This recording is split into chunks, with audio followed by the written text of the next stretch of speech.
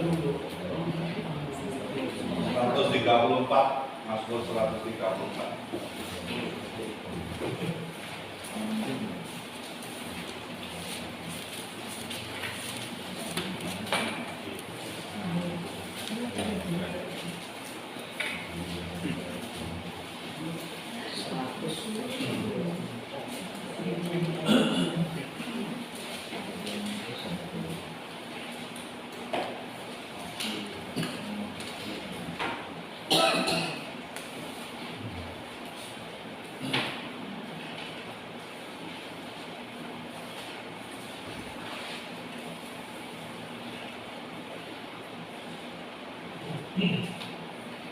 Doa Bapa dan Putra dan Roh Kudus. Amin. Mari pujilah Tuhan, hai semua hamba Tuhan yang datang melayani di rumah Tuhan pada waktu malam. Angkatlah tanganmu ke tempat kudus dan pujilah Tuhan. Kiranya Tuhan yang menjadikan langit dan bumi memberkati engkau dari Sion. Kemuliaan kepada Bapa dan Putra dan Roh Kudus, seperti pada permulaan, sekarang, selalu dan sepanjang segala abad. Amin. Dalam Bapa, Putra dan Roh Kudus. Amin. Selamat malam. Maaf jadi panjang-panjang karena kurang ahli komputernya. Itu ada ahlinya. Nah, hari ini kita akan melihat bab 6 dan bab 7 kalau mungkin.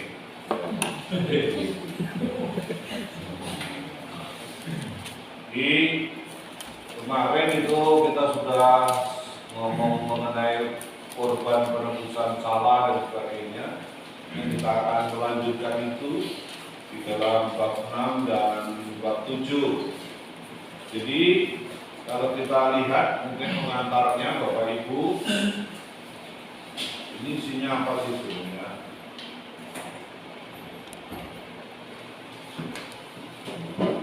Isinya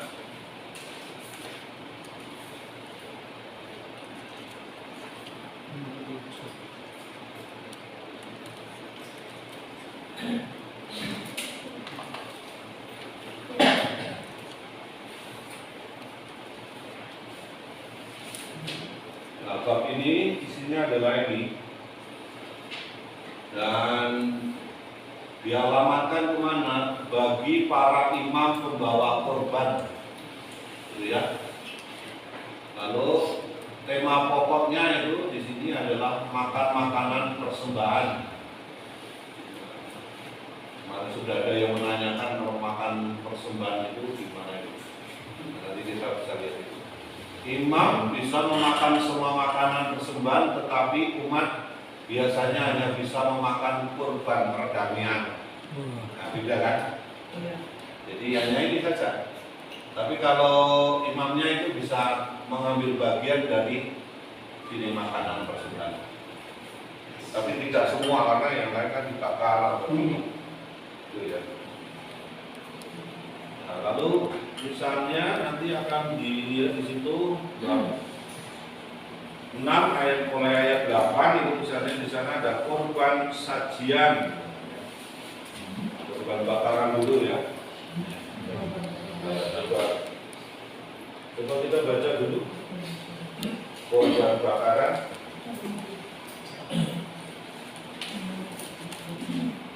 Bab 6 ayat mulai ayat 8.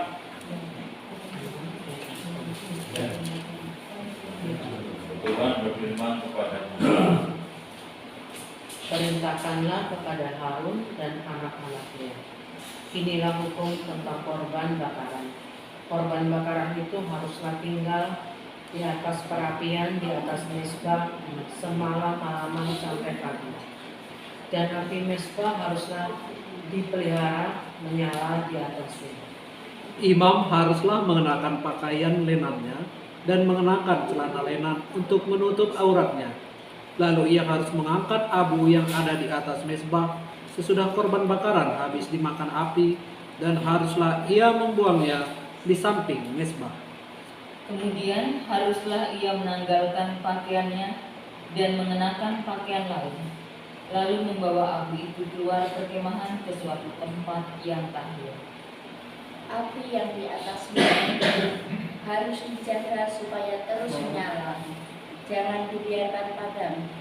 Tiap-tiap pagi, imam harus menaruh kayu di atas mezbah, mengatur korban bakaran di atasnya, dan membakar segala lemak korban keselamatan di sana. Harus dijaga supaya api tetap menyala di atas mezbah. Janganlah dibiarkan padam. Ya. Jadi kalau kita lihat di situ ada sesuatu yang ya, jadi imam zaman dulu itu saya pikirkan ribet banget itu. Iya kan? Karena ini persoalannya korbannya itu harus ditumbuhi terus. Tinggal di perapian di atas mezbah semalam-malaman sampai pagi. Jadi kalau misalnya membuatnya itu malam, itu berarti sampai pagi harus dijaga di situ. Kayak teguran, Romo. Dan jangan sampai mati apinya itu loh. Api harus dibiarkan menyala di atasnya, jangan dibiarkan padam. Berarti harus tambah kayu juga kan? Iya, Romo. Berapa itu habisnya kayunya ya? Dan menjadi penting di situ, imam yang bertugas itu tidak sembarangan.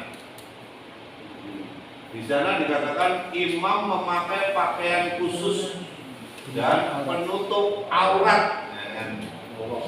Jadi jangan mergo. Karena hanya menunggu malam nggak ada orang lain lalu pakaiannya sembarangan gitu ya, pakai celana pendek atau apa.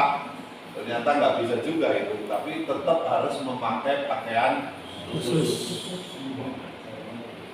Mau tanya, maksudnya kenapa hal itu ada dipertegas penutup aurat? Apa maksudnya?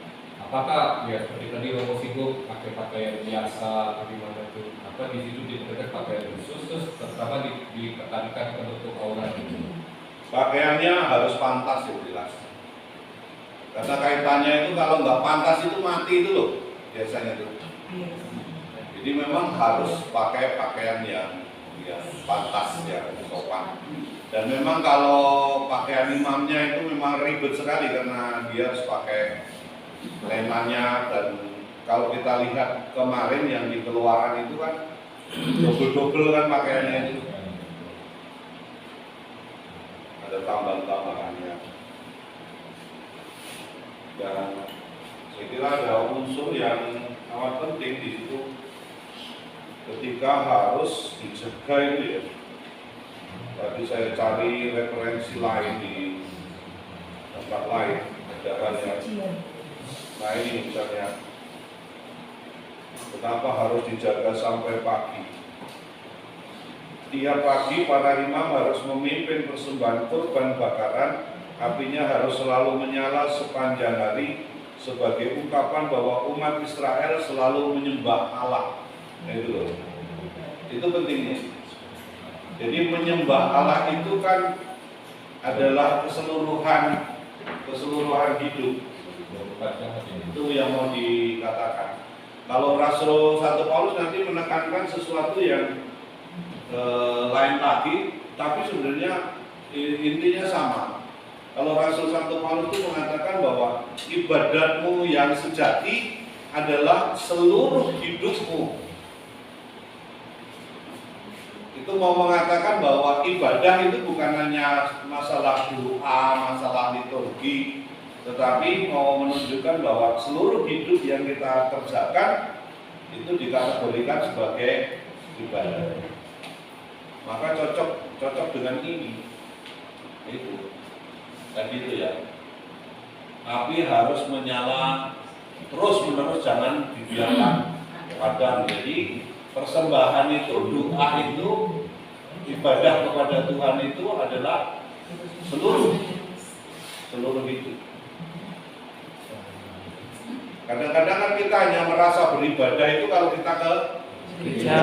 Nah, itu. Tapi kan Paus Fransiskus itu mengatakan bahwa orang suci modern itu adalah melalui pergulatan di dalam hidup. Bahkan dia mengatakan orang kudus zaman sekarang itu adalah orang yang berlepotan dengan lumpur kehidupan. Nah, itu kan berarti kan perbudakan hidup sehari-hari.